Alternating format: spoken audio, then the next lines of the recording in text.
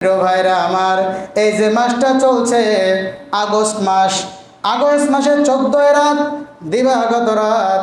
একটু আগে বললাম আল্লামা দেলোয়ার হোসেন সাঈদী জীবনে তাকে সচক্ষে বেঁচে থাকাকালীন আমি সচক্ষে দেখি নাই। তার অজগুলো শুনতাম চট্টগ্রাম প্যারেড ময়দানের বিশাল বড় মাহফিল, কাবার ইমাম যে মাহফিলে আসতো, এত বড় মাহফিল, তিনি সৎ কাজের আদেশ কেমনভাবে রাষ্ট্র করবে আর রাষ্ট্র করলে কি হবে তিনি ব্যাখ্যা দিয়েছেন। ওই মানুষ আজকে দুনিয়া থেকে নাই, এই মাসের 14 তারিখে আল্লাহর কাছে চলে গিয়েছেন। আর এই জাতির ক্লান্তি লগ্নে তাকে দরকার ছিল, কিন্তু এমন একটা অবস্থা হয়ে গিয়েছে ওই মানুষটাকে বিভিন্ন ষড়যন্ত্র করে কাফের ফুজ্জার যারা, জালেম যারা, তারা বিভিন্ন কায়দায় ফুসলে তাকে মেরেছে। দুনিয়ার কোনো মানুষ বিচার করবে না, আল্লাহর কাছে বিচার দিলাম। আল্লাহ কোরআনের পাখি যিনি 50টা বছর যিনি কোরআনের তাফসীর করেছেন, এই মানুষটাকে যারা নির্দোষভাবে হত্যা করেছে, আল্লাহ তোমার কাছে বিচার দিয়ে দিলাম। কোরআনের পাখি চলে গিয়েছেন, উনি সৎ কাজের আদেশ করার ব্যাপারে, কিন্তু উনি ওয়াজ করলে সৎ কাজ কায়েম হবে না, এই জন্য তিনি একটা ইসলামী দল বাছাই করে নিয়েছেন। সাঈদী সাহেব একটা দল বাছাই করে নিয়েছেন। কেন নিয়েছেন এটা আপনাদের সবার জানা আছে। উনি কোন দল করতেন? উনি চলে গিয়েছেন কারণ উনি জানতেন যে কোনো ইসলামী দল রাষ্ট্রে গেলে ইসলাম চালাতে পারবে না, রাষ্ট্র চালাতে পারবে না।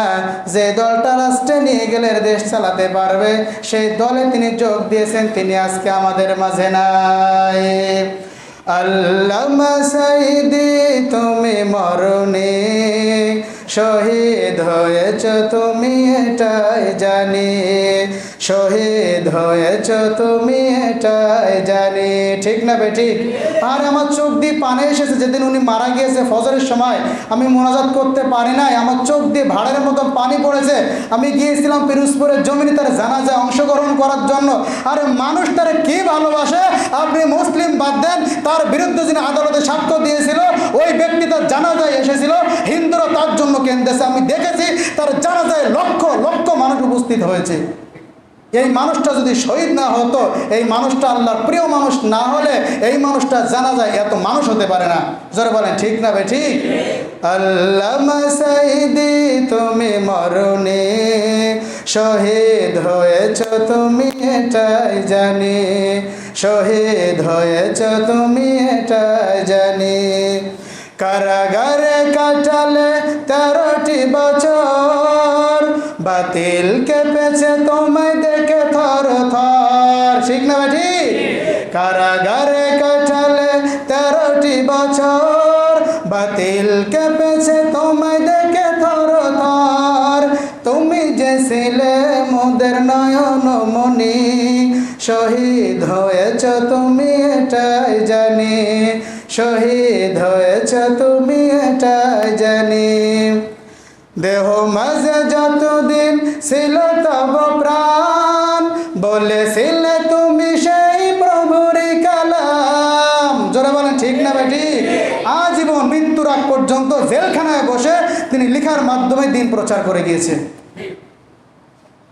প্রিয় ভাইরা আমার, জেলখানায় বসে তিনি একটা বই লিখেছে, নিন্দিত জাতি নন্দিত গন্তব্য, একটা বই লিখেছে। এটাই প্রমাণ করে তিনি আজীবন ইসলামের জন্য কাজ করেছে। দেহ মাঝে যতদিন ছিল তব প্রাণ, বলেছিলে তুমি সেই প্রভুরই কালাম। তাই তো তোমায় ভাবি প্রতিদিনই, শহীদ হয়েছ তুমি এটাই জানি, শহীদ হয়েছ তুমি এটাই জানি। দেখা তো হবে না আর এই জীবনে, দেখা হবে জান্নাত ফুল বাগানে, দেখা তো হবে না আর এই জীবনে, দেখা হবে জান্নাত ফুল বাগানে। এই আশা কবুল করো আল্লাহ তুমি, শহীদ হয়েছ তুমি এটাই জানি, শহীদ হয়েছ তুমি এটাই জানি। পড়েন আল্লাহুম্মা আমিন।